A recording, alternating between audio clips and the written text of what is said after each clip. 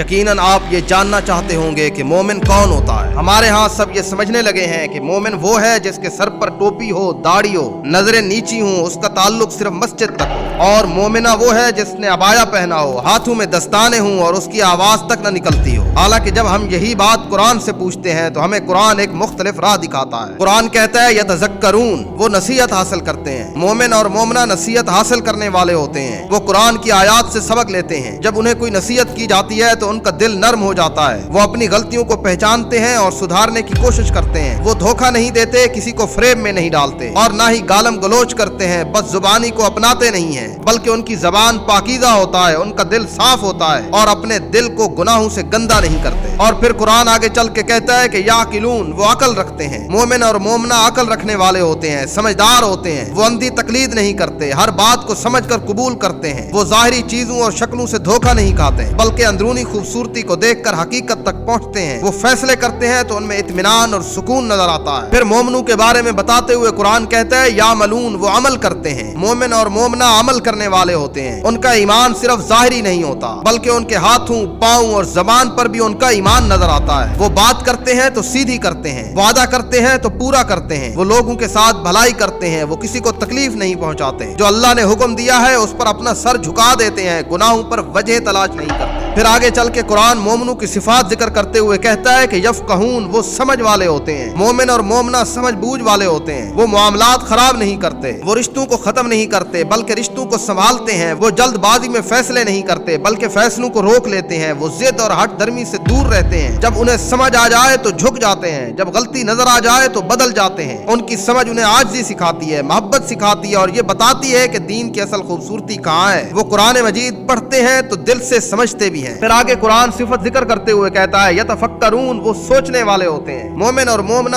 سوچنے والے ہوتے ہیں، وہ اپنی زندگی کے بارے میں سوچتے ہیں، زندگی کے مقصد کے متعلق سوچتے ہیں، وہ غافل نہیں رہتے۔ ان کی نماز چھوٹ جائے تو وجہ پر غور کرتے ہیں، وہ گناہ سے ڈرتے ہیں اور اپنے سوچنے کی صلاحیت سے اللہ کے قریب ہو جاتے ہیں۔ لیکن سوال یہ ہے کہ کیا آپ بھی ایسے مومن اور مومنہ ہیں جیسے قرآن بیان کرتا ہے؟ کہیں ایسا تو نہیں کہ آپ صرف مومن نظر آتے ہیں، آپ مومنہ نظر آتی ہیں؟ کہیں ایسا تو نہیں کہ آپ نے صرف مومنوں والا لباس پہن رکھا ہے؟ جب قرآن ہماری یہ نشانیاں ذکر کرتا ہے تو دراصل ہم سے مطالبہ کیا جا رہا ہوتا ہے کہ اپنے اندر یہ چیزیں پیدا کرو، ورنہ اللہ کے کاغذوں میں تمہیں مومن نہیں لکھا جائے گا۔